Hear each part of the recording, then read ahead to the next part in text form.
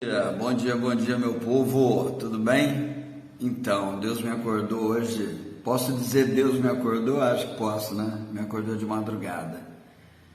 E eu aproveito as situações para estudar, para falar com Deus, para pensar, para refletir. Hoje eu estava vendo muito sobre a vida de Einstein, que foi uma luta incessante pela paz, né? Ele teve um papel importante, fundamental. Eu sempre admirei muito a forma como ele olhava para Deus e admirava Deus. E ele tinha um profundo respeito por Spinoza, né? Que olhava para Deus através da natureza, do universo, do cosmos. E sabe o que eu fiquei pensando? Como nós temos uma oportunidade incrível de usar nossas vidas para glorificar a Deus. Uma oportunidade incrível de usar nossas vidas para um propósito. E ele, por exemplo, lutou muito contra as guerras, a guerra nuclear, embora ele foi praticamente o pai da bomba atômica, né? E ele sentiu um profundo arrependimento, porque ele não imaginava que o ser humano ia usar isso para causar tanto mal, como foi o caso de Hiroshima. E a palavra que me veio à mente, que marcou muito esse meu início, que tem marcado muito meu início na teologia, é dualismo. E dualismo tem muito a ver com extremismo. E percebo que é uma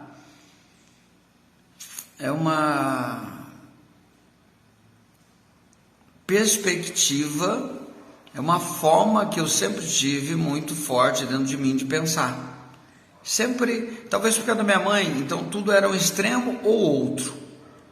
E hoje eu tenho cada vez mais aprendido que a vida não é feita de extremos.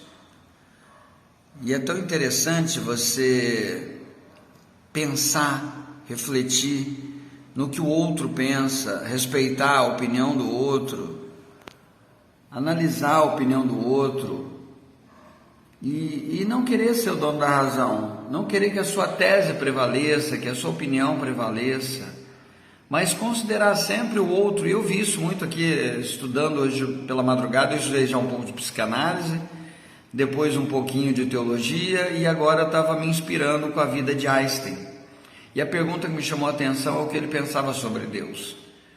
E as pessoas querem ter razão sobre Deus, em tudo. E aí fica essa briga, né, de religiões, onde não há um consenso. E eu penso, nossa, quanto tempo eu desperdicei também, querendo ter razão. E estar ao lado de pessoas que queriam ter razão sobre Deus. Cara, Deus é tão grande, é tão fantástico, é tão incrível, é tão poderoso, é tão infinito, que muita prepotência de nós, seres humanos, queremos definir Deus, queremos enquadrar Deus. Nossos pensamentos são muito limitantes a respeito de Deus. E é interessante, eu percebo que Einstein tinha esse respeito pelas outras religiões. Ainda que ele não concordasse, mas ele conversava, ele dialogava. E ele buscava muito a ciência, inclusive as experiências e a ciência da religião. Falei, caramba, ele era um teólogo, porque ele estava sempre em contato com filósofos, membros da Igreja Católica, várias pessoas, né, que estudavam essa questão de Deus, a humanidade, a eternidade, uma vida após a morte. São questões que nos afligem muito. Mas sabe qual é o meu conselho para cada um de nós? Se é que eu posso dar um conselho, a gente precisa ter uma mente aberta para estudar e para conhecer a perspectiva de cada um, tá? Não fechar os pontos. Por que a ciência não pode interagir com a religião? Era uma perspectiva de Einstein.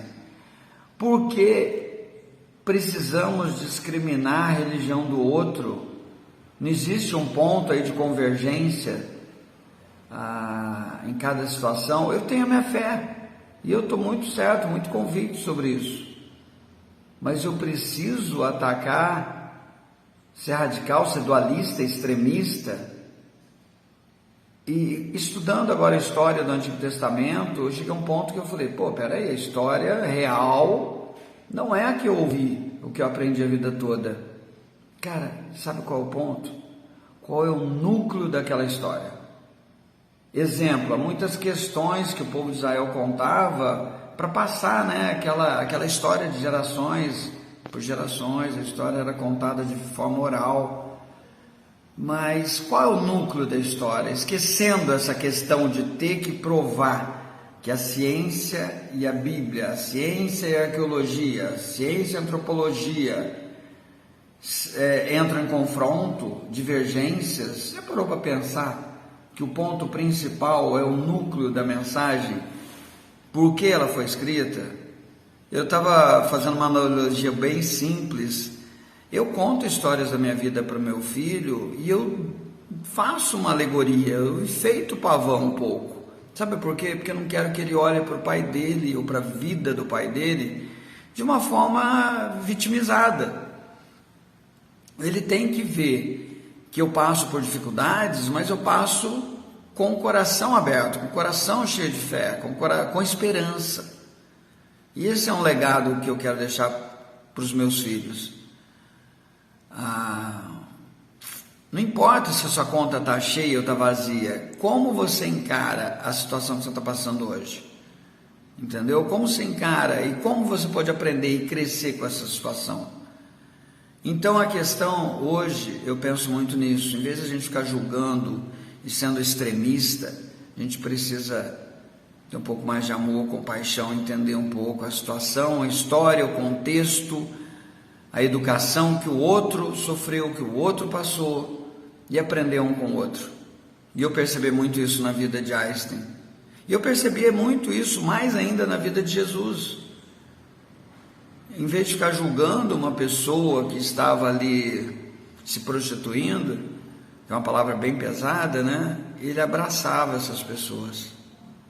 Então a mensagem que eu queria deixar hoje para cada um de nós, a gente pode crescer tanto juntos, a partir do momento que nós possamos e tenhamos uma consciência de ouvir um ao outro e aprender um com o outro, tá? Sem críticas, uma opinião aberta. Beijo grande a todos. Nossa, esse vídeo ficou muito longo.